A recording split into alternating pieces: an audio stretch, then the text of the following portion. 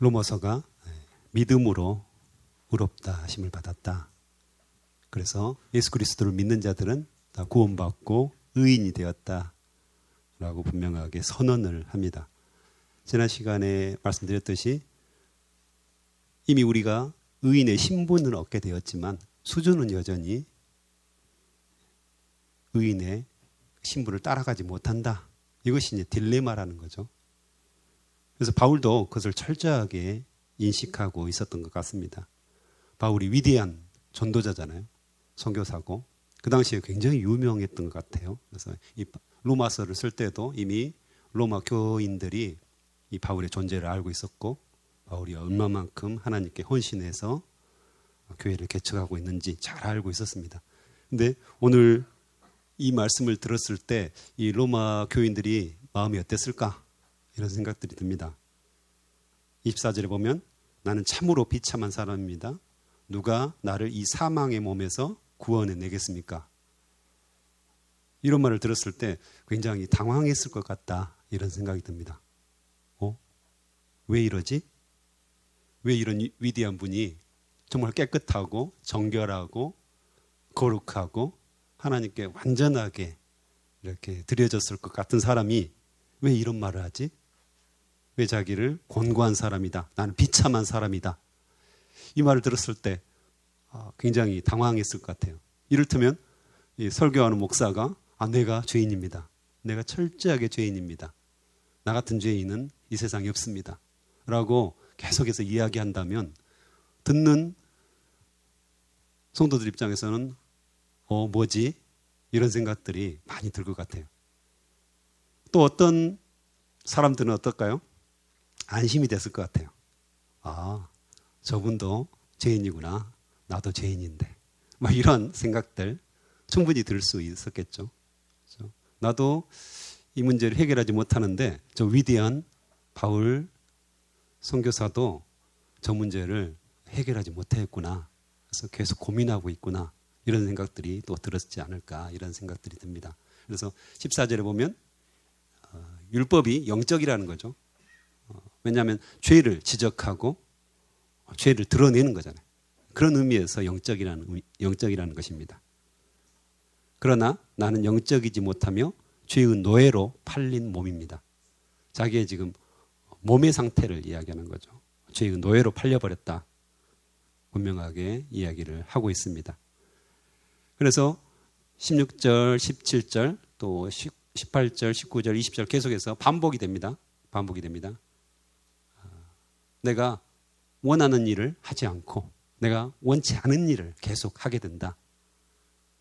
그런데 이제는 원하는 일을 하는 존재가 내가 아니라 내 안에 살고 있는 죄다.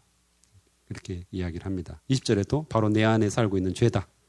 내가 계속해서 원함이 있는데 그 원하는 일을 하지 못하고 있다. 이 이야기를 쭉 하는 거죠. 그래서 내 안에 살고 있는 죄다. 이거 보통 이제 의인화라고 하잖아요.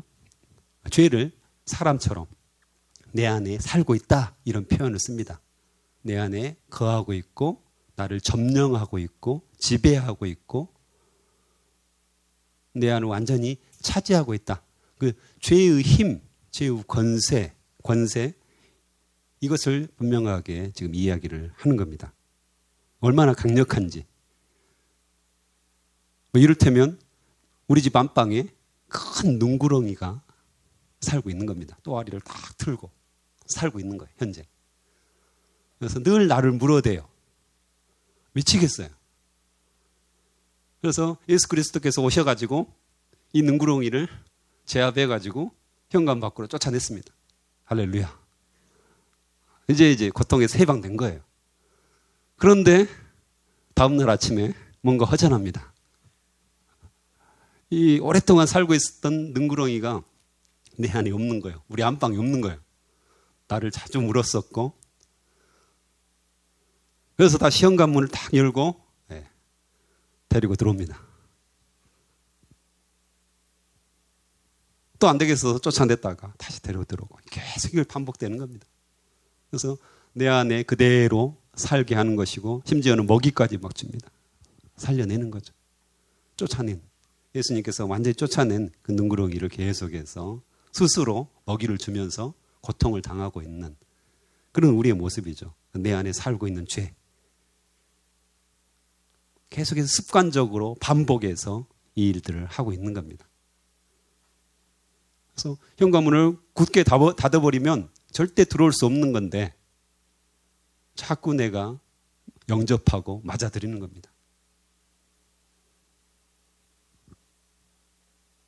많은 분들이 이 새벽기도 때 기도하고 나는 공고한 사람입니다. 비참한 사람입니다. 저의 죄를 용서하여 주시옵소서. 이제는 오직 예수 그리스도가 내 주인이십니다. 그 사랑의 예수 그리스도가 내 주인이십니다. 하고 집에 갔더니 학교 가야 할 딸내미가 아직까지 자고 있습니다. 막 뚜껑이 열리는 거잖아요, 지금. 급한데. 너무 느긋해요. 너무 자유해요. 지각을 하거나 말거나 아무 상관이 없습니다. 근데 우리 부모님들은 어떻습니까? 막 급하게 보내야 되는 화가 이렇게 납니다. 계속. 하나님께서 주신 은혜들, 그건 어디 가고 이제 막 본격적으로 싸움이 시작됩니다. 그랬을 때 어떻습니까? 자녀들이 이야기하죠. 엄마는 새벽기도 갔다 왔으면서 기도 그렇게 열심히 했을 것이면서 나한테 화낸다고. 그랬을 때 막 비참한 생각이 들잖아요. 저도 그럴 때가 있거든요. 사단이 공격하는 겁니다.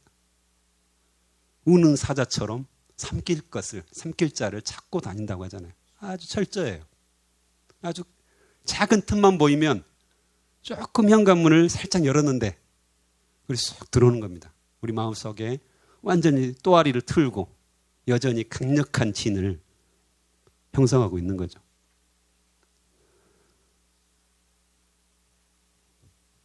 제 안에, 우리 안에 시기, 질투 어떻게 합니까 이거? 또 그 반대로 열등감도 생기고요. 늘 비교하고 다른 사람과 비교하는 거잖아요. 저 집은 저렇게 잘 되는데 저 집 자식들은 저렇게 잘 되는데 우리 자식들은 뭔가 교회도 안 나와.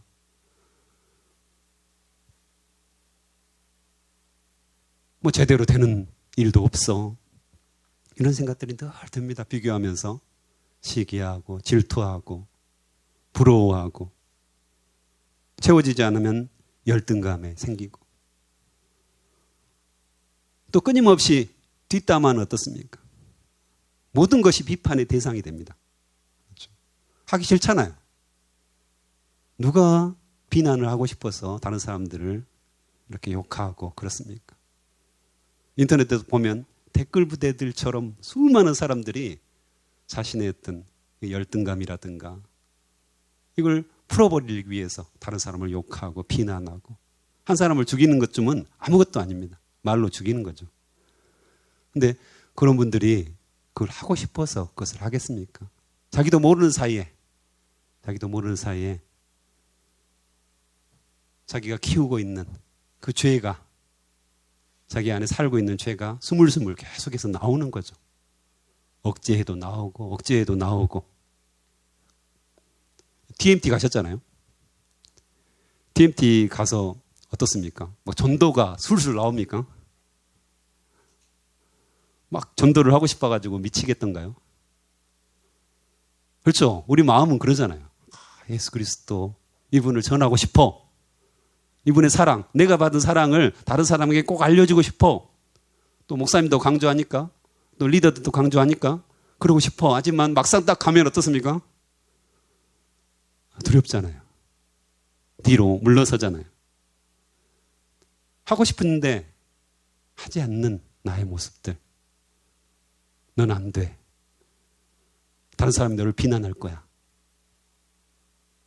다른 사람이 너를 예수쟁이라고 욕할 거야. 뭐 이런 등등의 여러 가지 두려움 때문에 뒤로 물러서는 거잖아요. 원하지 않는 거. 이걸 계속해서 하는 우리의 모습들을 보게 되잖아요. 또 우리들이 살아가면서 가장 큰 갈등은 뭡니까? 관계적인 문제잖아요. 관계. 사람들과 관계가 너무 어렵다고 저 청년들도 이야기를 해요. 그렇죠? 꼰대가 너무 많아가지고 직장 상사와 갈등들이 꽤 많아요. 그래서 어려워해요. 그래서 이거 어렵게 들어간 직장인데 때려치워야 되나? 이런 사람들이 의외로 많다는 것을 우리가 알 수 있습니다. 그래서 어떻게 해야 되는지는 알아요. 자기가 이렇게 해야 된다. 알지만 여전히 그렇게 살지 못하는, 그렇죠? 내 안에 살고 있는 죄가 계속해서 나를 흔들어대는 모습들, 이것 때문에 다 고민하는 거 아니겠습니까? 사람들과 관계에서 흐트러진 것들, 내가 용서를 하고 용서를 받고 충분히 알고 있죠. 하지만 막상 그 사람 앞에 서면 화가 나고 짜증이 나고, 그래서 아무것도 하지 못하는 우리의 모습들. 그래서 내 안에 살고 있는 죄가 여전히 나를 계속해서 사로잡고 있는 거죠.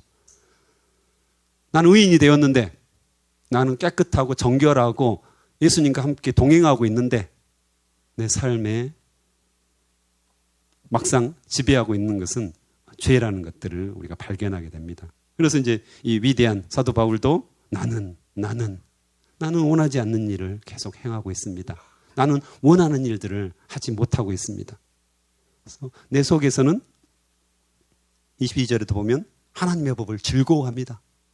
하나님의 뜻대로 살고 싶습니다. 하나님 말씀대로 순종하며 살고 싶습니다. 우리의 마음이잖아요. 하지만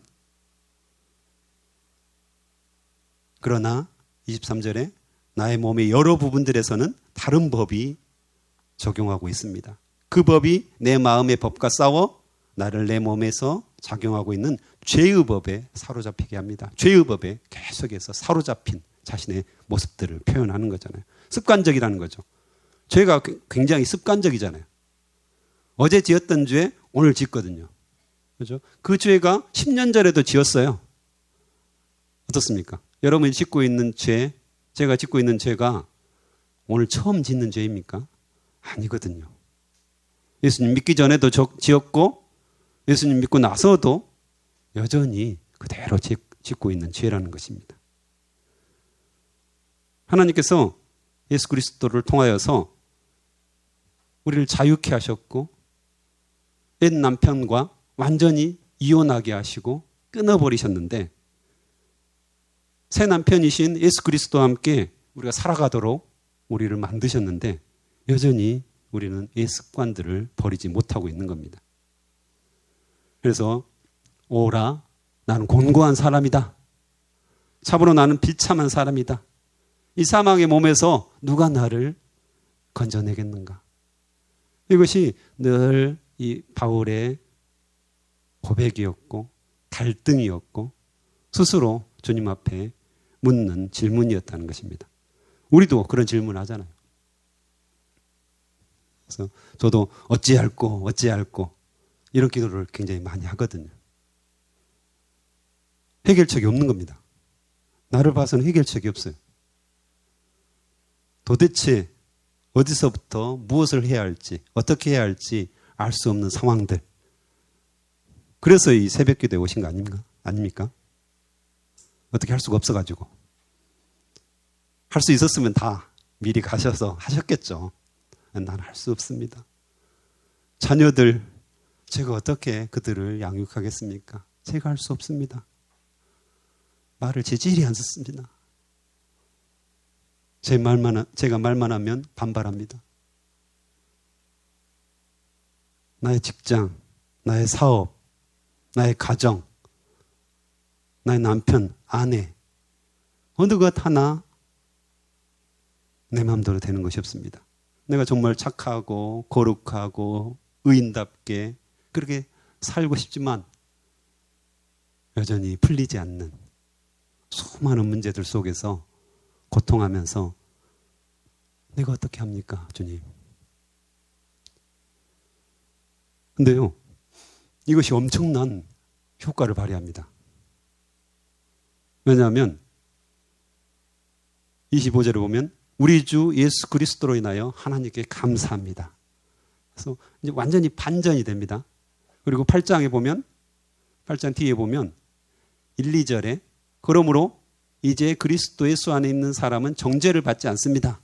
그것은 그리스도 예수 안에서 생명을 주시는 생명의 성령의 법이 죄와 사망의 법에서 여러분을 해방시켰기 때문입니다. 아멘.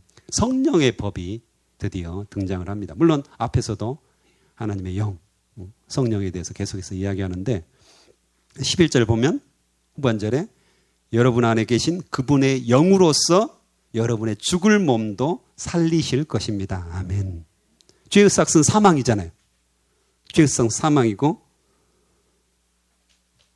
그런데 그분의 영으로서 우리 죽을 몸도 살리시겠다고 분명하게 약속을 하시는 겁니다. 이걸 믿는 거죠, 우리가.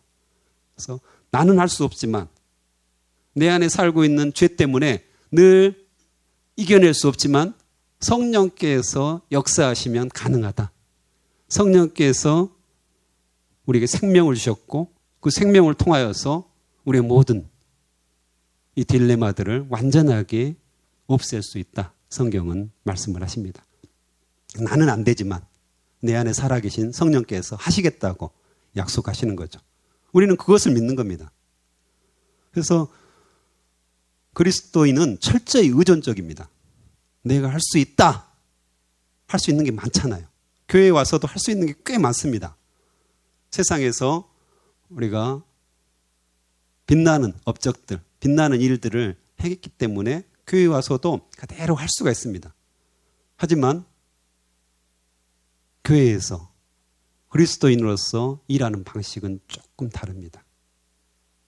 세상에서는 열심히 하고 근면하게 하고 잘 계획을 세워서 스마트하게 그 일들을 처리하면 잘 되죠. 성과를 얻는 거니까요. 하지만 교회 안에서 이 일들은 그렇게 하면 안 됩니다. 오히려 주님 앞에 무릎 꿇고 나는 할 수 없습니다. 나는 죄인입니다. 나는 공고한 사람입니다. 비참한 사람입니다. 내가 입을 열면 죄를 말합니다. 내가 행동을 하면 죄를 짓습니다. 내가 생각을 하면 다 죄악된 생각들 뿐입니다. 주님, 저를 긍휼히 여겨주시옵소서. 저를 불쌍히 여겨주시옵소서. 주님, 주님께서 내 안에 역사하여 주시옵소서. 먼저 행해 주시옵소서. 이 자세가 필요한 것을 배우게 됩니다. 저도 이제 목사지만 사역의 열매라든가 이것에 대해서는 늘 관심을 갖잖아요. 근데 그것에 먼저 관심을 갖기 시작하면 사단에게, 내 안에 있는 죄에게 내 마음을 빼앗기는 겁니다. 오히려 무릎 꿇고 주님께 긍휼을 구하고 주님이 내 안에서 역사하시기를 간절히 소망하고 이런 마음들이 내 안에 있다면 그것이 예수님께서 원하시는 마음이고 하나님의 마음을 시원케 하는 그런 행동이 되는 거죠. 우리 안에 여러 문제들이 있습니다. 저도 문제가 너무 많고 여러분도 해결되지 않는 문제들이 너무 많을 겁니다.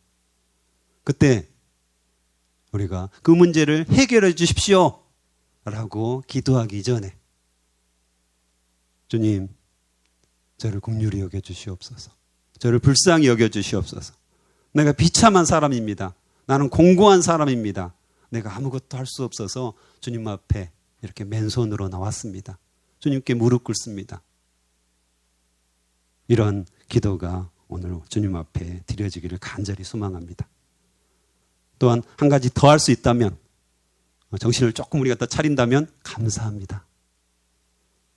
예수 그리스도께서 나를 위해 십자가에 돌아가심으로 내 모든 문제가 이미 다 해결되었음을 믿습니다. 나의 모든 죄가 완전하게 사라졌음을, 예수 그리스도의 보혈로 사라졌음을 믿습니다. 감사합니다. 찬양합니다. 이것까지 좀 더 우리가 발전된다면 훨씬 더 하나님께서 우리의 기도를 기뻐하실 거라고 확신합니다. 함께 기도하시겠습니다.